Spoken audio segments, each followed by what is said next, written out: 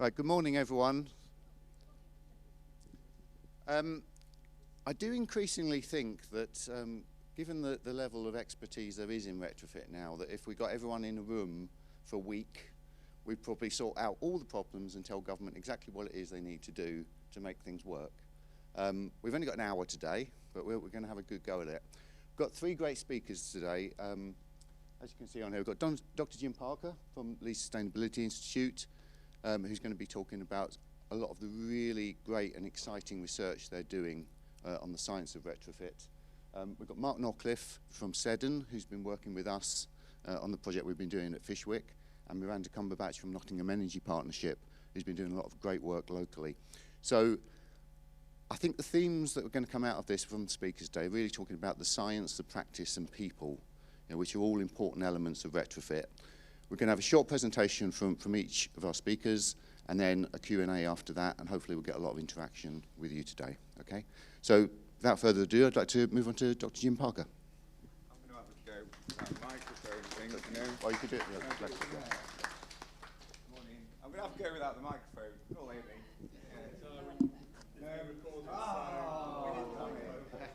It's going to be even worse now. Use the handheld. You all wander around, you can use the handheld. Yeah, I'll do that. Is that all right? Yep. And have I got a tapper? Yeah, just move it, use the arrow keys. Ah, right, okay. I have to wander around because I need the visual prompt of what I'm supposed to be talking about. But yeah, I'm Dr. Jim Parker. I work for the Leeds Sustainability Institute, which is based up at Leeds Beckett University. I turn up like a grumpy old man at these things, right? Because we've been working on like the science of retrofit. It seems like forever, right? And once upon a time I was a builder, and even then I was doing up houses. And it feels like sometimes, not to skip to the end message, but we've known how to do stuff for ages. We just need someone to get to pay for it. So that's me done. Joking aside. So the title of this session is Retrofitting Fuel Poor Homes. How can we go further and faster? Really quick bit about us. So we are the Leeds Sustainability Institute. We operate within the School of the Built Environment, Engineering and Computing at the university. We have three research themes. So the first is sustainable behaviour. So we have a really good behavioural scientist called Professor Fiona Filan that leads that. And she does loads of really good stuff on behavioural change, not just in buildings, but in transport and all lots of other sectors. Sustainable buildings, which is, of course, the focus of what we're going to be talking about now.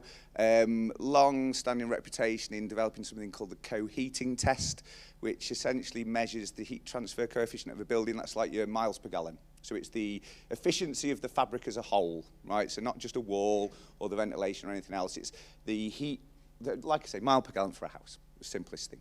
And then that's led by my boss, Professor David Glue. And then the final one is sustainable urban environments, which is the theme that I lead. And that's not just about inside, that's outside as well. So air quality, heat islands, that sort of stuff. Builders and engineers are often trying to disconnect inside from outside, which is just crazy. It's all just one big environment, right? So they're the three themes that we work on. But today I'm specifically going to talk to you about retrofitting homes faster. This is not what I think is true, by the way. This is what the government say, right? So if we decarbonise electricity, add heat pumps, zero carbon heat, magic, done, finished. But I'm probably going to debunk that, unfortunately. This is quite a stark chart, right? We've got a few versions of this that lead us through it. But basically, what you can see here is that is the electricity we produced in those quarters as a nation. Right. In fact, some of that's bought in as well. And that is the amount of gas we consumed to heat everything, right? So there's a huge gap, right? And we've got a few slides that show, like, where we add a nuclear power station, and it's like a tiny little bump, right? But retrofit can help to get there, as can heat pumps. But if we try and do it without retrofit, heat pumps won't even touch the sides, right? And I'm sure you've got situations in homes where you've seen they're just not even viable in some properties. So I'm going to talk to you about some of the work we did as part of the DEEP project. So we delivered this for, it was Bays when we first started. and ended up as DESNES. I think we've had like 3 prime ministers, 4 housing ministers, etc. in the whole time that it was running. But essentially what we did in this was we paid to retrofit a load of houses, some with a whole house method, some iteratively, some just one-off retrofit measures. And we tested them at every stage. So that test I mentioned before, where we measured the whole heat transfer of a building, we did that. We measured U values, we did all sorts of testing on them. We also used energy models. So the most common one you'll be familiar with is RD-SAP, but we also use SAP and dynamic thermal simulation to try and see how close the models can get. Because one of the things we're obsessed with as a nation is the payback. How quickly will it pay back, right? And as the models stand at the moment, you don't get a very good prediction of that payback. I personally would argue that that's mainly relevant for the private sector, right? Because the public sector, you're paying for it. You're not paying for the bills necessarily. So, but it's a good sort of metric of where we're at. So we're going to look at what works best, what are the risks, why do we need PAS 2035, are EPCs accurate, and what are the costs? They're things that we covered all in that thing. And essentially, really, in a roundabout way, what we were really looking at is, do we have to fund solid wall insulation? Right? Because actually, that's an awkward, expensive thing to do. And are there other things that will get us there? Which we sort of thought no beforehand, but we'll work through it. One of the major things that we found is these retrofits, these especially large scales, where they're not necessarily affordable for individuals, right? So what you can see here is a breakdown of the retrofit costs, right? So direct costs of the retrofit, but then the other light blue bars are things we had to do to mend knackered properties so we could retrofit them in the first place, which is often overlooked, right? So they were a large proportion of the costs, right? And again, I don't think you can actually factor those in if you're working out true payback, right? That work needed doing anyway, right? So is it really relevant to the retrofit cost? I got all mardy about this, and I was like, yeah, but we're not retrofitting at scale. Like, we're not getting any economies of scale from what we're doing. We're a university. Builders are just going to go, oh, brilliant, university, well, we'll charge them a bit more. But then actually, when you flip it out into the real world for an individual, we talk about people being sort of inexperienced clients, right? And I think most people for their homes are inexperienced clients. So, and even some housing associations are in some instances, depending on how much work you've financed. Short-term policies. So, I mean, look, this is directly linked to election cycles and things like that. So, a bigger problem than what we're really dealing with. But one of the things that drives us nuts is this stop-start. So, you get a policy, right, and then you spend a load of money, and then, oh, that policy's ending. Right, okay, well, we'll... And what happens is that's sort of messing around with industry. That's messing around with installers and people who can do the work, because they gear up to get this work done. They get trained up in these measures. They buy stuff, and they go, oh, we're not funding that now. We'll start another round. And so that whole process starts again. And I can say this from experience, actually. I remember, who remembers the Code for Sustainable Homes, right? So I had a business at the time with another friend, and we spent a load of money getting trained up for that, and they were, oh, no, we're not doing that anymore. And I'm like, drives you nuts. So you start again, right? So we're not ready to go on the next thing until we've got everybody sorted to deliver that work. So we need much longer-term policies that have got a clear line through and help industry to deliver, as well as the clients and people like that. Solid wall, I said we knew this before we even started, but solid wall insulation has the biggest impact, easily. Right, we measured loads of different things, and I mean, look, it's intuitive, really. It makes up most of your envelope area that gets exposed to the cold. It's as simple as that. But it definitely, look, we've measured this. It's unequivocal from what we found is it always makes the biggest difference, right? In nearly every, I think, crikey, if you've got a massive bungalow with no roof insulation, it gets close, right? That's about it. Policies giving us the wrong retrofits, right? So what happens is we get these suites of policies that fund certain things. We get solid wall insulation accounts for 6% of what's been done, right? These things are the easy things, basically. So that's what, because what we're talking about here, so we're talking about retrofit faster, right? And that gives you good numbers if you're in government. You go, oh, look how many homes we've retrofitted, right? because it's the absolute number of the retrofits is high, right? But the actual impact of the individual retrofits is relatively low. So arguably, we're funding the wrong things. How am I doing for time? Am I okay? Cool. Only got 2 more, I think. And why do we need past 2030? We need a whole house approach to reduce risks. So this slide just highlights lots of different areas that we found caused trouble in properties, especially in terms of like cold bridging, so damp build-up, things where there were different ventilation paths, things that just get simply overlooked, really difficult details sometimes, like bay roofs, eaves, things like that are just really hard to treat. If we don't do a whole house approach, they become exposed high-risk areas. And we found that time and again, and I'm sure plenty of you who are involved in property maintenance, social housing, etc., have got stark experience of this. So very finally, how do we go further and faster and retrofit take home? So national retrofit strategy, we need a bigger long-term policies. These need to carry through. In fact, you could even maybe even link them up so they follow one another, right? But that's definitely happening, and we can see that from the numbers of and types of retrofits that get installed. Focus on the most impactful measures. Again, really intuitive, but not if you're spending the money necessarily. But solid wall insulation, if you've got a solid wall home, it is going to make the biggest difference by a country mile. And then, not to be, I don't know if this is off message, but I think we need more retrofits of good quality and not necessarily doing them faster, because we're causing problems when we're trying to do them fast, I think, rather than actually doing them properly in the first place.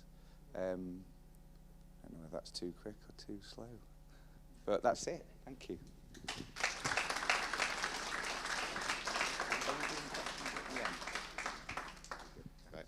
Thanks, Jim. I think we'll take questions at the end, because there is quite a lot of information to come through on the slides and a lot of things to think about as well. So do save up questions relating to the individual presentations as well when we get to that part of the session. Jim finished there talking about the need to do things properly. We're currently working at Fishwick in Preston, which many of you probably know about, putting right some failed external wall insulation. And we've got Mark Norcliffe from Seddon here, who's day-to-day involved in what that involves, and he's going to give you a bit of an insight into how that work takes place and the type of problems that we're having to face. Thanks, Mark.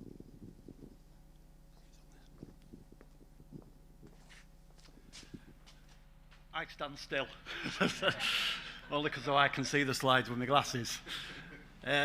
It leads very well with what he said. He's about doing it right, and this is a prime example of when we get it wrong. Sorry. Oh, no, let's see it. Right, yeah, I'm involved with an area of Fishwick in Preston, which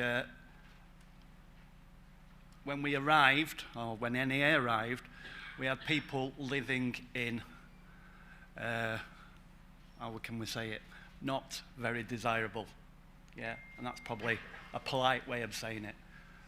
Fungi, damp, you name it, it had in these properties, leaking properties. And this was all because a render scheme what went wrong. So these residents brought other construction companies into the fold to do their properties, and they didn't do it as good as they should be. I think you said it's about doing it right and not doing it fast. Now, the government's targets many, many years ago with the Green Deals was get insulation on walls. They wasn't bothered of how it was being put on walls, or it certainly wasn't monitored. So, as you can imagine, the fungi is a danger to health. These people was very reluctant to let us come into the house. Why should they? They didn't trust construction companies, so we had to work very hard. And what made it worse, there was no warranties. So all these people what did it initially got their money, probably now living in Spain, yeah, while these people still live in the damp and cold conditions. PAS, yes, it's a good, as I'm going to say it, is a square wheel. It's a process. It does work, but not on these kind of schemes. It's not suitable for these schemes because these schemes are not even in a fit position to even start PAS. Yeah, these were all rendered and it all had to come off. As well as that, we had unsafe properties, electrics, gas. All them had to be rectified before we actually even start any retrofit program. Now, yes, you could say it's the responsibility of the person who lives in the house, but we've all done it. We don't always have his electric checked every 12 months in private houses. We don't have gas done every 12 months in houses. And that's even sometimes if you've got the money. If you haven't got it, how do you do it? So I'm not blaming them, but unfortunately, this is what we had to put right first. As well as we find is when we took the render off, yeah, we had structural issues. We had extensions. Some extensions had been make-up extensions, not quite correct to building regs and planning. Yeah, providing extra rooms, extra space in these terrace houses so they can live a reasonable life. And some of the extensions were actually more waterproof than their actual house. And that's actually true. As well as that, there's always a limited budget. Yeah, it's about spending the money in the right place. It's all about focus on the EPC. Yeah, we want to get to a C category. It's not, PAS is not about that. It's about starting on where we're going to be in 5, 10 years' time. Something to think about, Fishwick householders are still awaiting EWI rescue. We've done, I'm going to say 50 properties. There's 300 more properties in that area. There's 300 more properties across the road which hasn't even been considered. Yeah, we was at the House of Commons trying to pitch for funding. Yeah, we're doing it in piecemeal, where we're saying, how can we make it quicker? If the funding is limited, we can only do so many properties. And generally, the properties we've done are on 1 street, 2nd street, 3rd street. Yeah, it's not cost efficient to do it. The issue with all these properties, the longer you leave it, the worse it's going to get. And that'll be a burden on the NHS. My wife works in the NHS. She sees many times of people coming in with lung infections because damp and mould. It's not being addressed quick enough. And it's not just private houses. I work for social. I'm just about to do a PAS scheme on social housing, and they've got more damp issues than actually just putting a solar panel on the roof. You can heat the property up, but it's still damp.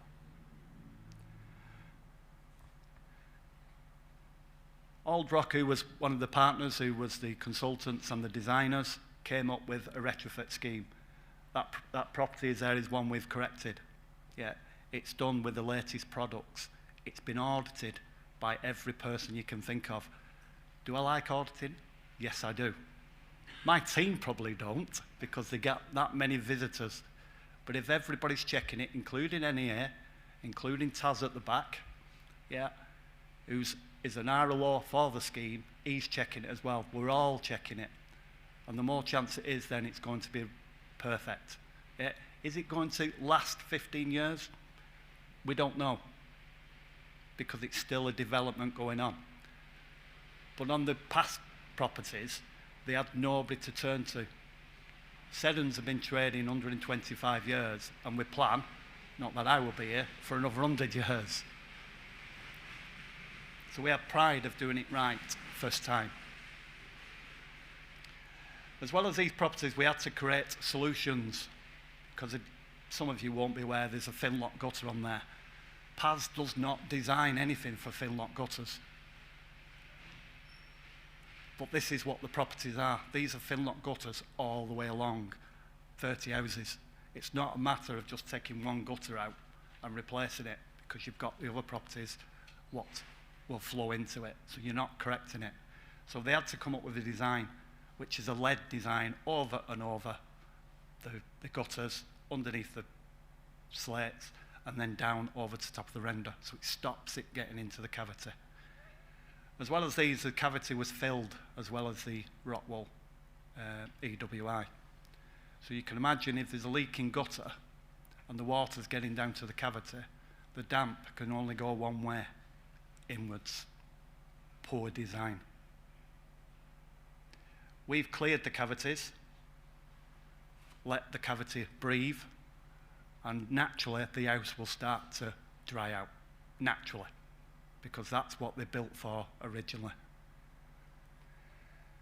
So with doing that, we've minimised the spend of the work we've done, but we haven't minimised the quality. These now have got watertight houses, electric and gas checked. Some of them had kitchens replaced because the damp had decayed all the timber in the kitchens. They've had new windows, trickle ventilation, all in line with the PAS in the future. So if somebody picked this up next year, they could put solar panels on because now the buildings are fit for purpose. We've improved the energy efficiency. The residents' feedback and some monitoring has shown that them properties are 5-6 degrees warmer. Yeah, as well as warmer, they're not damp. Did we do loads of backing off of damp? No. We did a little bit, just to, to the real extreme ones, but a property will recover if the ventilation strategy's right, if the heating's right, and the way of people's living. No point in boiling kettles and letting steam go into the property. They're not designed for that.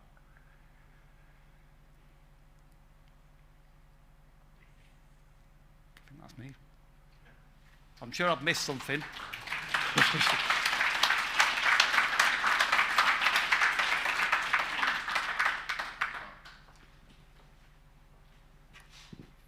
Just moving on to Miranda Cumberbatch, who's going to now talk about the work Nottingham Energy Partnership. Just quickly before that, I just thought it was worth saying, because it's something that Jim picked up on as well, and certainly from what you've seen with Mark, the cost of putting those buildings in a state to be able to do energy efficiency work is just not factored in at the moment.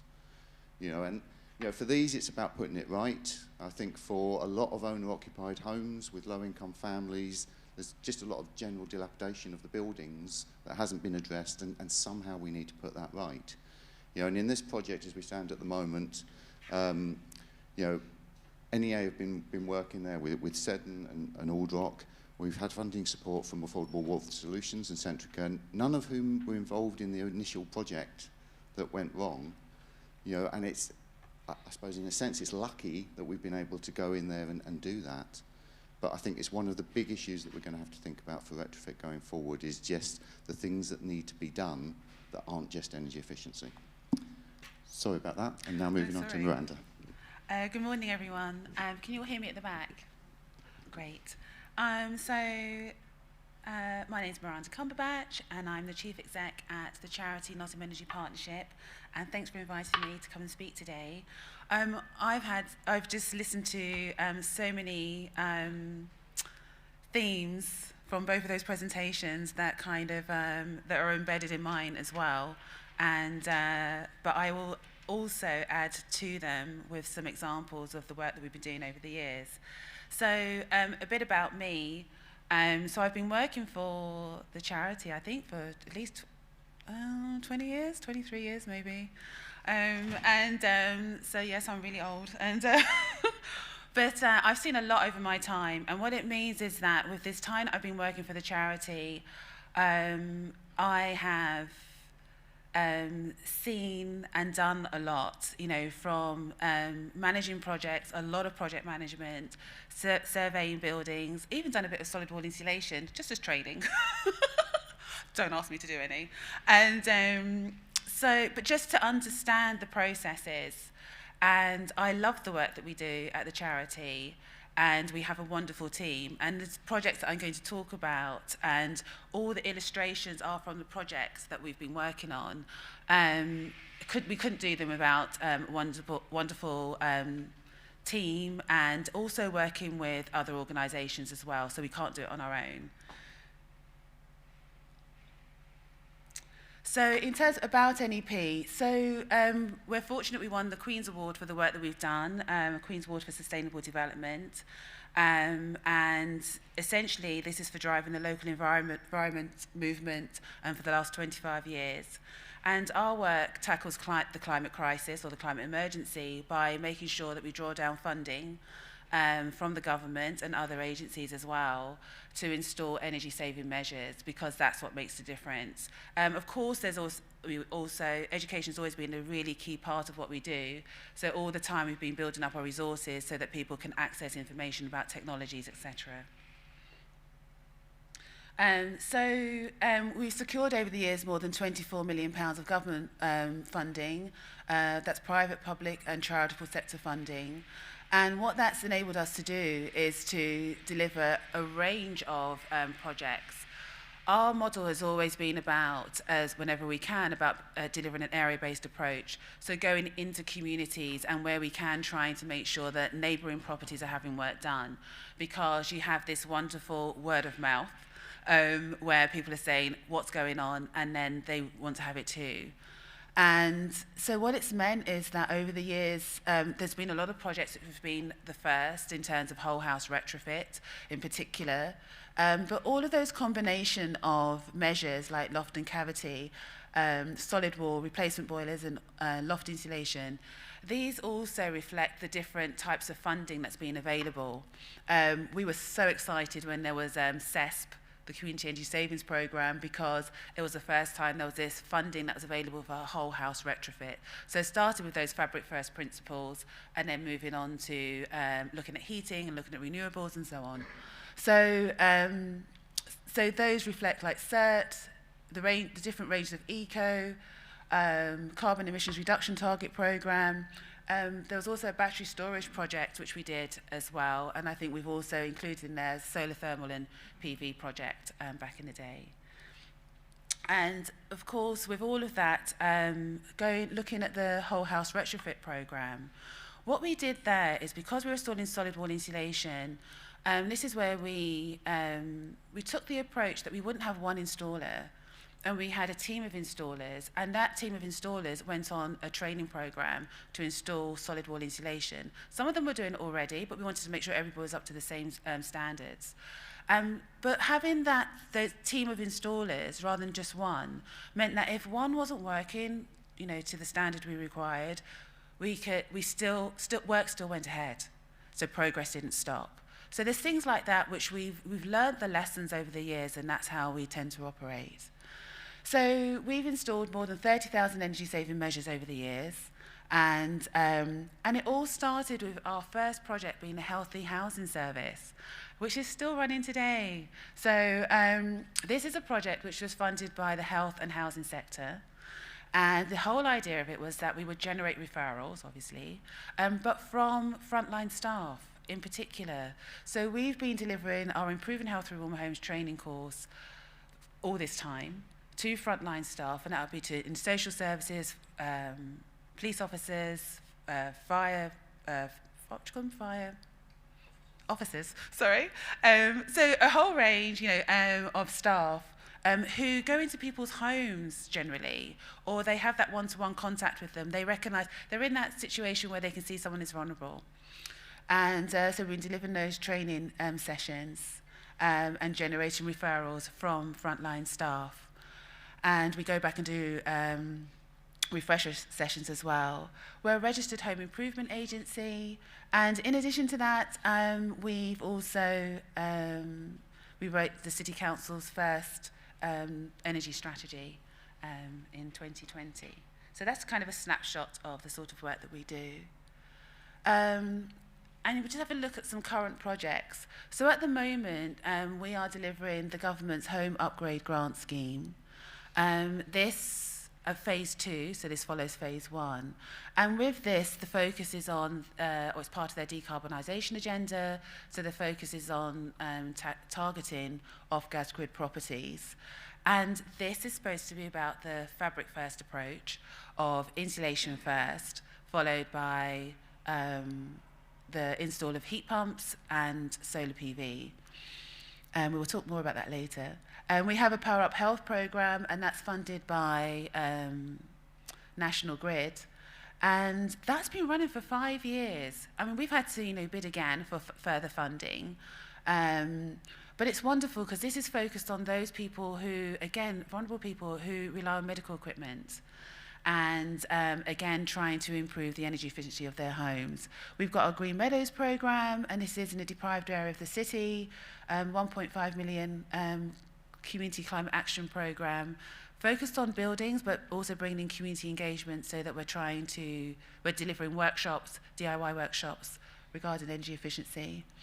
And we've got our Let's Optimise Your Heating programme as well. So this was to get the message across to people who, about reducing the flow temperature of their boiler.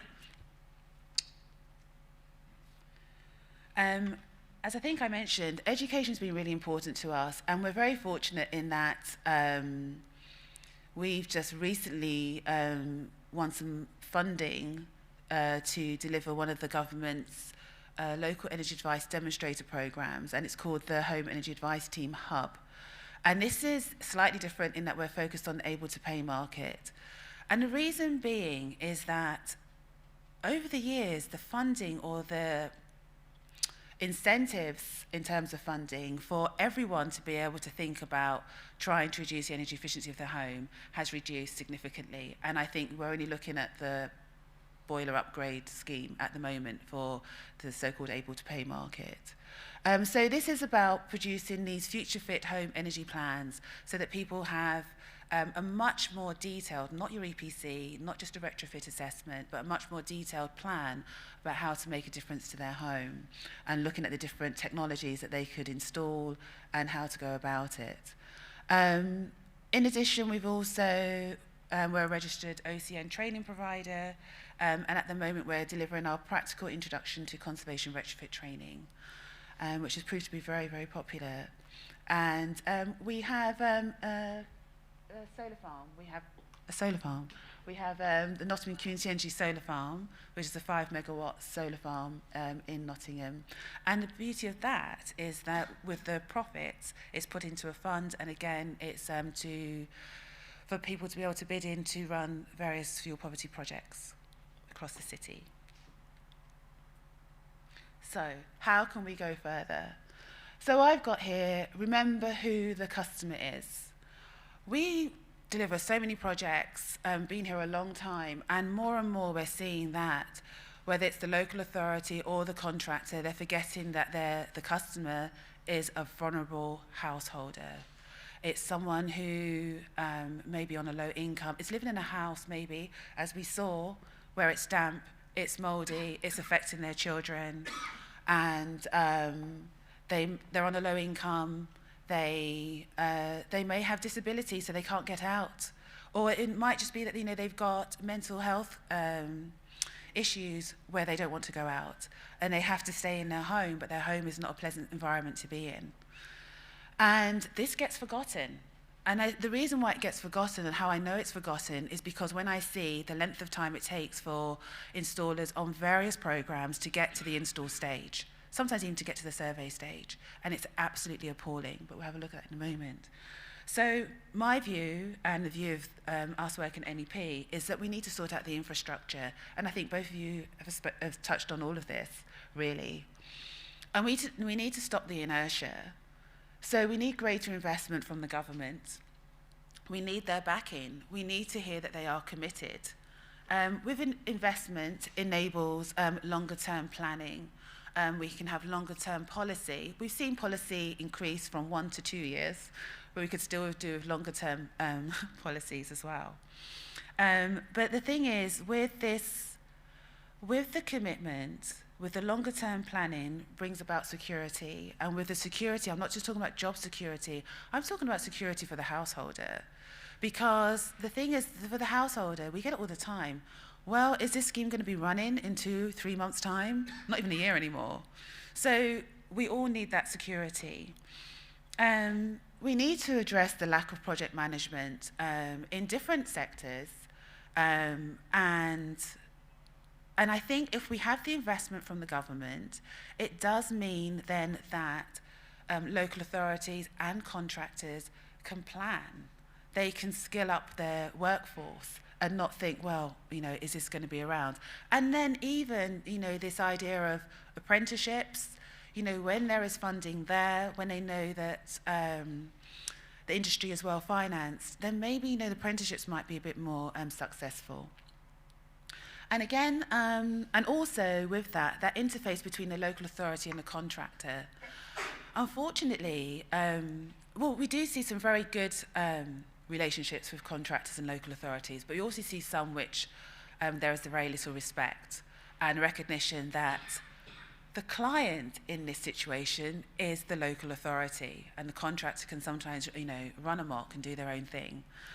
As well as that, address the deficit of skilled contractors.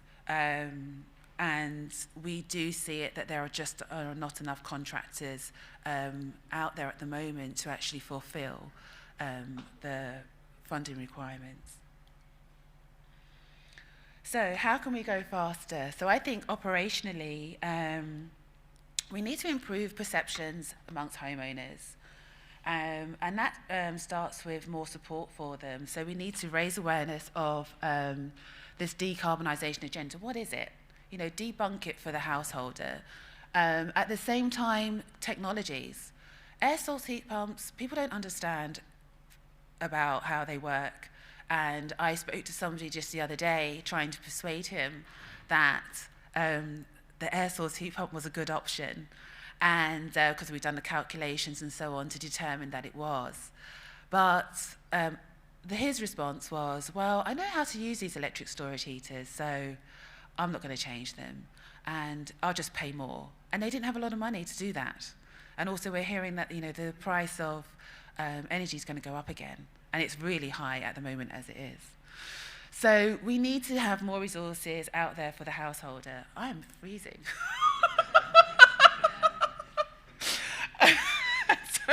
I will start shaking soon. Anyway, at the same time, we want to improve the quality of the works, which you've talked about. Eligibility made easier. It's good to see that with the home upgrade grant scheme, they have now said that eligibility is that those in areas of deprivation 1 to 3 are eligible. It makes life easier. Getting proof of income is really difficult. And sometimes it's for the reasons that we might have an elderly person, they can't scan, you can't send them emails, and then they just give up. And so we just need to think about ways in which we can have eligibility that's a lot easier. Simple things as well, like flex statements, I think. There's something called the local authority flexibility statement that's supposed to help get more people who are vulnerable applying for these grants. And the eligibility, or the process of doing that is so difficult or burdensome. We could do with more subsidies to incentivise all households. I think that there's a large able-to-pay market out there, and I think that we too need to have incentives to improve the energy efficiency of our homes.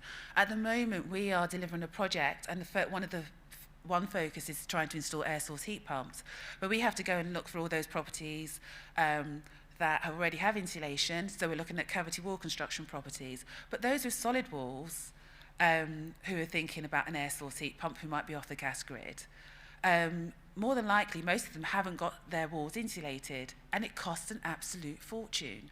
So we need more incentives, more subsidies. And importantly, we need to try and build up the trust. So we can certainly go faster, I think, if the consumer, the householder, trusts what's out there and do not think. So an example would be, or the example is, that we have, as part of our home upgrade grant scheme, our job is that we register the householders. We do all the marketing, we register householders, we produce a welcome pack.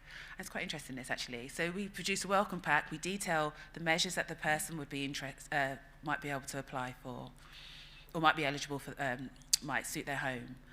And they have all of this information, and we've spoken to the contractor, and we'll have all the timelines, and say, right, so this is the stage you're at, and in 2 or 3 weeks' time, you'll be contacted by your contractor for a survey or for the install. And then 6 months later, they haven't been contacted. And so the trust diminishes. And so what we have is that householders will say to us, well, you haven't contacted me, so I didn't believe it was real. And that's what we have to deal with. So it's really, really important. Trust, and that trust, talking about it, comes from various different angles as well. We need to stop the blockages as well. And I do think there needs to be greater scrutiny of contractors, and this starts at the beginning, at the tender stage. We've seen how, and because we have sometimes this over-promising about how many installs can be done, how many surveys will be done, when they'll be done, and then we don't see that happen. And with that, we need to make sure that the contract management is also fit for purpose as well, and it's understood, and that there's tracking in place and monitoring in place to make sure things happen when they're supposed to happen. Capacity is also key. We've seen where we've been told, yes, we can deliver these targets, only to find out that, and we have the capacity, that then 8 different subcontractors have been employed. So there's honesty, there's capacity, and pricing. Pricing is a big one, and that's part of the contract management, looking at the quotes that are coming in, because what happens, and what we've seen happening, is that work just stops, because we have these surprises of loft insulation costing £6,000 or an air source heat pump on an average size property costing £19,000. And so work stops because it's outside of the budgets.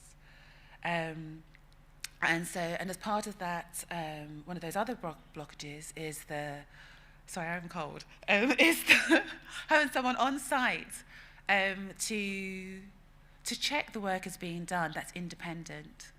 So, I honestly don't really mean to sound really cynical, and I was getting a bit sad when I was listening to yours.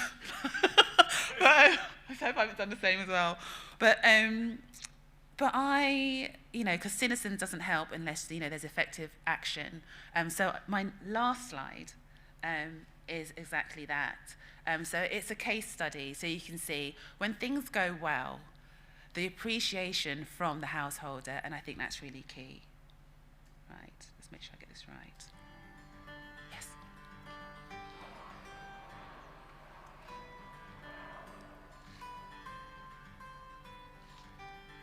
I'm Patricia. I've lived here for 40 years. I received a grant from the Green Homes grant to have solar panels and external planning on the house. And it's been absolutely fantastic. It's made such a difference. I've got no heating on at the moment and it's lovely and warm. I'm not using the same amount of electricity. Yes, I'm very, very satisfied with it. I had a letter through the door to say that the Green Homes grant was available, and I thought it was a scam. I didn't, I really didn't think anybody would give you that amount of help. The next thing I knew, the scaffolding was going up, and that was it. I've been warmer than I've been all the years I've lived in the house, using a lot less gas. So it's a win-win situation, isn't it? It's saving me about a third, I think, on the heating and the electricity. I know I'm a smart meter, but it has made a difference with the electricity. I use my appliances when necessary, and usually in the daytime when it's nice and sunny, so I don't have to more or less pay for it. I would do it all over again, even with the mess, a bit of mess I've had. And no, it was worth it, and it hasn't cost me anything. They've got nothing to lose and everything to gain.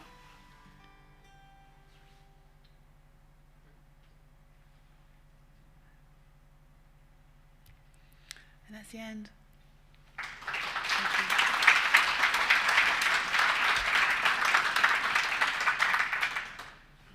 Thanks, Miranda, and that was a lovely way to end, actually, because I think we always must remember that this is about trying to improve the situation for people living in their own homes. So, that's what it's all about.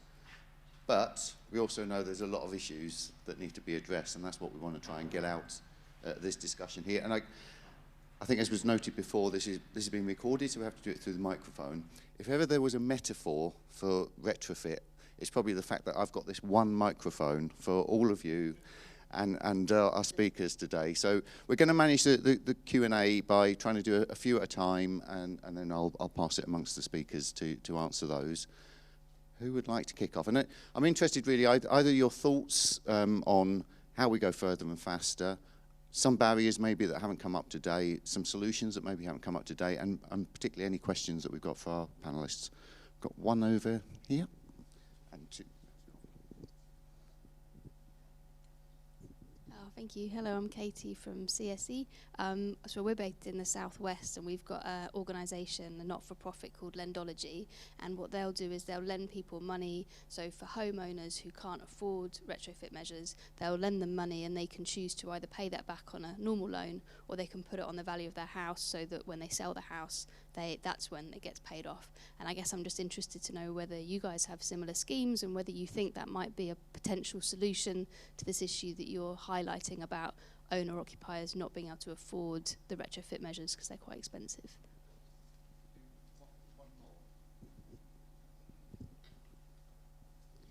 Thank you. Hi, I'm Fabian from UK Power Networks. I had a question for Mark, actually. When you're dealing with households that have understandably lost all trust in retrofit and construction firms, how do you go about rebuilding that trust so that you can actually get your foot in the door? Thank you.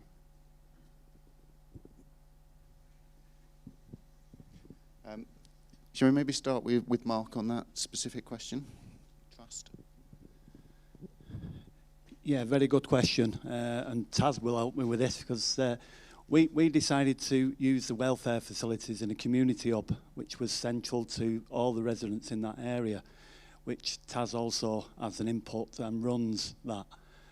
I think that was probably the best decision we made, because it allowed the residents to approach us when they wanted to, as well as approach NEA, who had a base on there as well. It also helped us to not just carry out the work, we supported financially the community and the community hub of bringing it back to what it should be. They did have a few leaks, they did have a few gutters what were hanging off. They also had fire doors what wasn't really fire doors. So we helped with that. And I think the community saw that we were helping their community, not just about putting render on walls. So that gained a little bit of trust. We've had events, we've had discussions with certain residents if they wanted to. That's helped, which has been really led by NEA, and obviously Seddon's and All Rock have engaged with that. So yeah, if you can base yourself where you're approachable and you're available when they want, because sometimes they work, so they might want to come and see you at 5, 6 o'clock. Do I want to be on site at 5 or 6 o'clock? Not really, but if it helps, and it helps the resident, it helps us in the long run.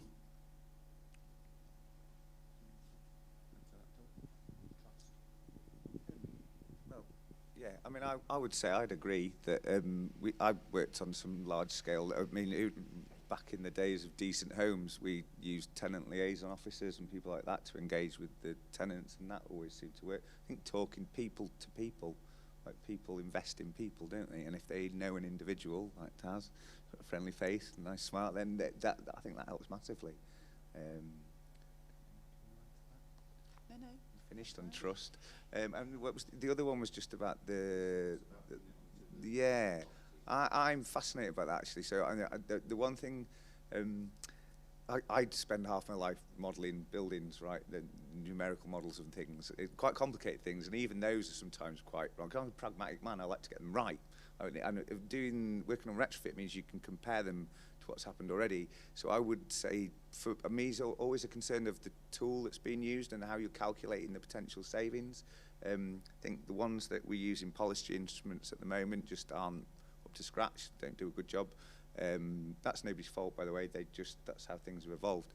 Adding it to the cost is such a volatile. Like, how much was your house worth 12 months ago to now? You know, I guess that's the difficulty. But it sounds like a good idea. I think there's lots of traction towards that type of thing. We're working with people who've got kind of development projects with DESNES at the moment for private sector, for public sector, to try and predict and work out, people using AI to do it en masse and all sorts of stuff. So I think it's nudging towards that direction. Do you know what though? I think we need sticks sometimes, not carrots, right? And I think, you know, we were talking about this the other day. If you're doing a massive, how often do you see people buy huge houses in affluent areas of London, for instance, and they rip the whole thing out, right? So they're essentially building a new house for me. So make them meet the regs. Like, do stuff like that. That would be really hard hitting, I think. And I know, like I say, it's necessarily relevant for every sector, but I think, yeah, sometimes need both, I think. Yeah, okay, so two things. A long time ago, we ran a project and we worked with Nottingham Credit Union. And in those days, it cost about £4,000 to install solid wall insulation. And those were the days. And but we ran this project, and we had Nottingham Credit Union on board, and so people could take out loans. And we're very pleased to say no one reneged on those loans. I think it was about 100 that were taken out altogether. So that worked. We haven't thought about doing a similar thing for like an able-to-pay market. That was for those who were struggling with fuel poverty. But I think one of the other things we need to do, and it's going back to the point earlier, if people are ripping out, you know, the inside of their homes, starting with kitchens and bathrooms, which seems to be the place that people tend to renovate the most, then we need to promote energy efficiency in a different way as a home improvement, so that they consider maybe doing internal wall insulation, if it's possible, to the kitchen, to the bathroom where the greatest moisture is. So, you know, I think there's some work around that in terms of how we promote energy efficiency, so that might help as well. But yeah, I'd love to talk to more estate agents.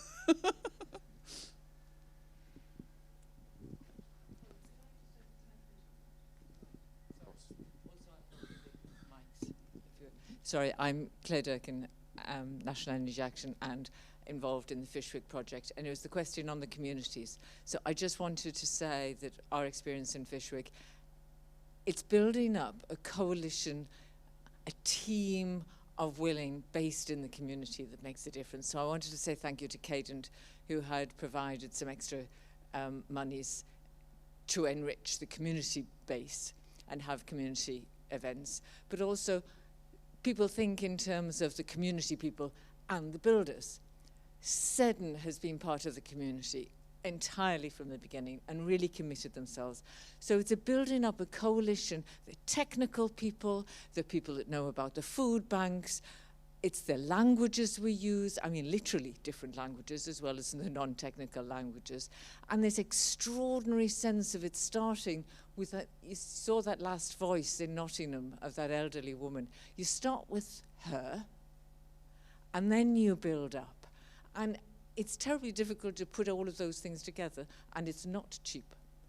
And the point about how expensive it is to retrofit, it's actually quite expensive to fit all of those pieces together and to work at it. But my God, it makes a difference, because it becomes a people's project, not a building project. And it continues after the buildings have been retrofitted to make those connections. So it's so enriching. It's just lovely to see. And particularly the non-specialists like the builders and like the technicians getting involved. It's wonderful to watch. Anyway, so that's what I would challenge you all for. Thanks, Claire. We had a hand just at the back there. If there's any more, we'll get another one at the same time, and one up the far end.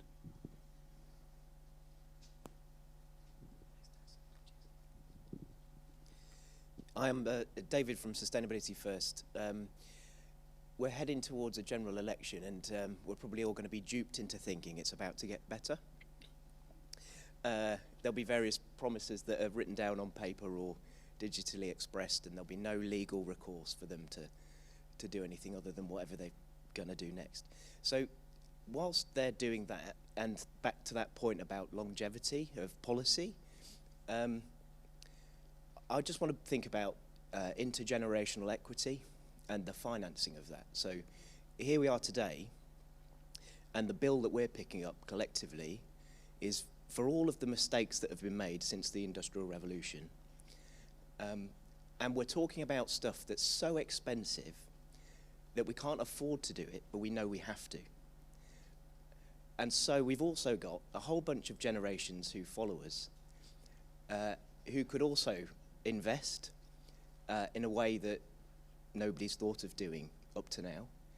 So could we maybe suggest to a politician, maybe in the Treasury, to think about intergenerational equity in a way that sustainability tells us to? So how do we meet our needs today without compromising the needs of future generations? Because, of course, I'm going to believe in this because this is why I'm saying it, but if in 1,000 years' time, on my bill, whatever that looks like, and I'm paying with buttons or whatever it is that we're using by that point, it's a tiny, tiny fraction of my bills because we've spread it out in a way that it was the right thing to do. And I'm still living in a home that's not under the sea, and I've still got a job, and I've still got all the things that we value today, then it was worth it. And I'd be grateful to the person I've never met. So I'd like to ask the politicians who are thinking about writing those manifesto pledges about thinking about that intergenerational equity. And I just want to put it out there because it's outlandishly bonkers and stupid, but it's a creative way of thinking about how could we do this? And it is about equity because it's not fair or right that if we're in one of the world's wealthiest nations, that we've got the situations that we see in some of these communities. And it shouldn't be up to those communities to have to dip into their pockets. And it shouldn't have to be just the public sector that's funding it or the private sector that's funding it here and now. It should be spread out into the future. And the economy and all of the financial mechanisms are of our own making, so we can remake them as well.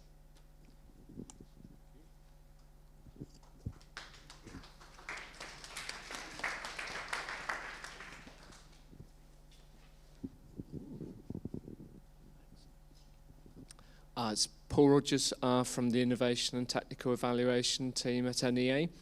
I was very interested in some of the later points that Miranda made about the challenges of working on retrofit programs, and I've worked on a few around the country over the last few years, and one of the things we all tend to come up against are installers and delays and all the installation issues. And there's a project I was working on with partners in Barnsley, where the social landlord there, Burnsley Homes, they used they trained up their electrical team to be able to install battery storage themselves rather than using a renewable or electrical contractor, and that seemed to work quite well. And the thought was perhaps, given the scale of the retrofit challenge that we're facing, whether more social landlords bringing back some of the upgrade retrofit work into their own teams rather than having external contractors could potentially speed things up and be better responsive for their customers. That was our main point, but also on the EWI side, there's a lovely picture of a brick house which Miranda had. Now, the thing is, some people may be a bit nervous about having EWI on a property like that. There'd be the loss of that attractive facade. Whether there is more we can do in terms of brick slips or some other external cladding to go with the EWI. So it makes it more acceptable to have solid wall insulation and have an attractive property at the end of it.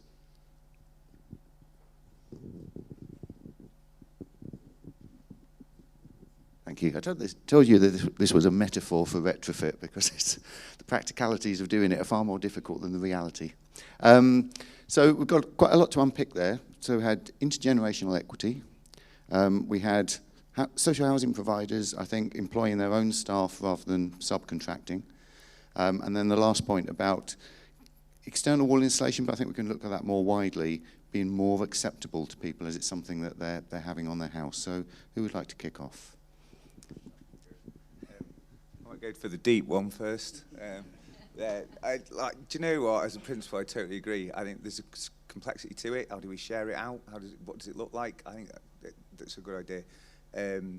I'll just share an anecdote on it, actually. So as a part of another project, and it wasn't a retrofit one, actually, but you've seen the coloured lines. There's a really famous chart that showed climate change. It's the increase in temperatures, right? And it was some researchers co-designing some curriculum stuff with the school, right?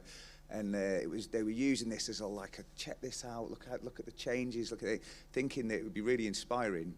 And the kids were just like, you shafted us, like completely turned them off. They weren't interested. They were like, well, what's the point? So I think it is. I can't answer it, by the way, because it's massive. But yeah, I think it's a better way to think about things. It's just how do we share it out? Relies on us all being a bit more socially minded as well. But hey. Second one, brick. Yeah, we've done some retrofits with render that looks like bricks, slips over. And we've done a variety. I think the technologies are there. One of the big problems with stone-fronted stuff is that's almost impossible to make it look like that. But bricks, yeah, I think we can do that. I think we're in the future as far as that's concerned.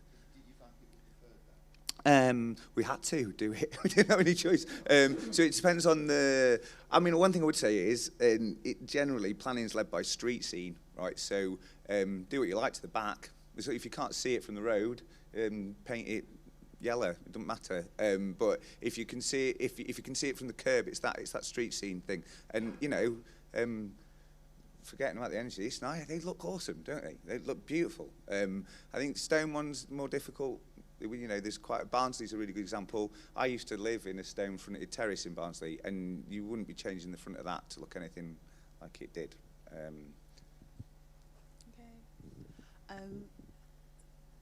Yeah, so the chap at the back, I can't add to what you said. I think it was really good, so powerful.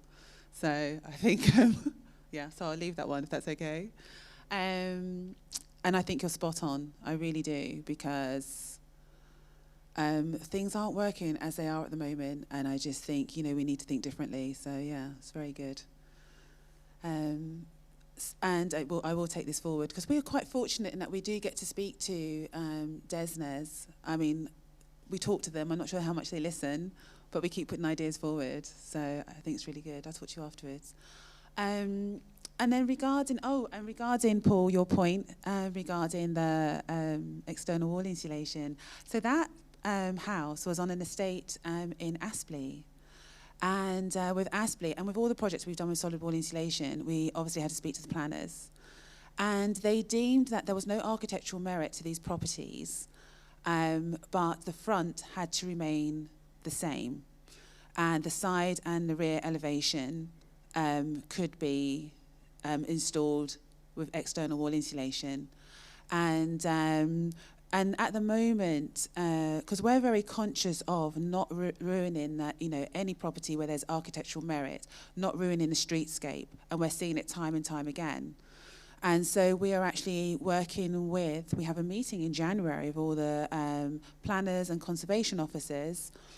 I think it's the 30th. And we're going to be talking about that and finding out from their perspective, what is it they want to see? You know, what things have they put in place? What's their way forward? So yeah, it's really important to us that we respect the architectural merit of every building, and don't be installing cladding and ruining, you know, beautiful architecture. So yeah, that's key for us. What was the second? Oh, yeah, yes. So that's the other thing. So actually, it's a kind of bigger point or wider point. So we've seen in the City Council where they've been skilling up their social housing repairs team. And we're doing some work with them as well to help with that. And I think it's a great idea. Something we've done as well is that we just kept seeing these huge delays with the contractors when it came to the survey stage of any retrofits. Working on the government programs, and so we decided, and it would be 5-6 week delays. It would be, and then it's crept up where you're talking about months, 3 months, 4 months, to get to the survey stage. So we already have, we had a DAA who's been worked with us for 20 years, and he was trained up to do EPCs. We got him trained up to do retrofit assessments. So we have retrofit assessors. We also have retrofit coordinators, and we have a couple who are trained architects as well in our team. But we just felt there was a need to make sure that we could move things along to get the client, the householder, to the install stage as quickly as possible and try and cut down on some of those delays. So I hope that answers your question. I'm just going to briefly say about the brick slip. Yeah, the brick slips are there. They tend to be dearer, which is why people stay away from them. I think you mentioned about planning. I think we need to go back to the resident or the homeowner is what they want. It's not about just fitting UPVC white windows. It's about seeing what they want. And we've done it on our scheme where we've allowed them to pay the uplift to make them into a grey or whichever they wanted, as well as fall in line with planning. I'm finding planning now, especially at Preston, are coming forward. They've been very supportive, very helpful, which is new. It's not what I've experienced in my last 30 years of being in construction. From the other side of it as well, obviously, you've got the EWI, you've got the internal wall insulation as well, which is an option, because I'm probably old-fashioned. I do like the stone buildings. I'm not just about putting render on because that's what makes me money. At the end of the day, it's about the community. It's how it looks at the end. So it's not just about putting insulation on walls. Regarding your question, I wouldn't say it was a question, but it was a join-up, and it was a true reflection that everybody in this room has probably got the answers, but we don't join up. And it's these events what make it joining up. In construction, you're right, we're a construction company, and we just focus on construction. No, we don't. Not when it's my experience when I've seen construction have let jobs down. That's not what I've looked after. I believe doing it right first time. Have I got it right every time? No, but I've learned. And I think we need to learn to get it right first time because that makes it cheaper. The last question is the apprentice, which is where your join-up thinking is coming from. We take on 25 apprentices every year. Yeah. We also work with Bolton Council. We use their apprenticeships of teaching them how to do render, teaching them how to do roofing, so then they can take it internally into the council. Yeah. It's very small scale. I started as an apprentice. There's not many apprentices coming through now, which is a result, there's not many subcontractors, main contractors available to do this work. If there isn't, the cost is only going to go up. Thank you. We are coming to the end, and I'm just to finish off, I'm going to ask each of the panelists to say what's the one thing that gives you hope for the future of retrofit. I'm going to ramble on and give you a little bit of thinking time for that. I'm going to make it worse for Jim because I'm going to give him a sub-question. Could you just tell us when the deep research is coming out? I'll give you this, and then if you don't mind going straight into the thing that gives you hope. So the deep research is imminent. I don't know if any of you have ever written anything for government. There's a few rewrites, man. It's pretty crazy. Can you make it shorter? Yeah, no problem. Oh, it's not technical enough now. Can you make it like that anyway? So very soon, it has to go to ministers and stuff like that. We were hoping before Christmas. I think imminently after Christmas. So, you know, some good bedtime reading. I'm stalling now for my hope for the future. Do you know what? There's a bigger swell of interest, I think, is the main thing. I think it's always been the Cinderella of the building industry, right? It's just like that you never go into the ball, never that exciting, never that dramatic. And I just think now everyone's just been so overwhelmed with the prevalence of it. The numbers are massive, like huge. So to get to that gap that we showed between the electricity and the gas, most of that is retrofit. And I think just the stark reality of it, as negative as that may sound, that just the overwhelming swell of the numbers, I think, has made people realise it has to happen. It's not an option. Do you want a minute? I can go on. Oh, this is a very difficult question because we could obviously ramble forever. But I think that it's the enthusiasm and the interest and organisations like ours, and obviously sitting amongst this esteemed panel, and obviously all of you out here, you know, if we just keep going and we keep learning the lessons, I think, and, you know, and making the change, I think that's all I can hope for in terms of trying to address and making a difference.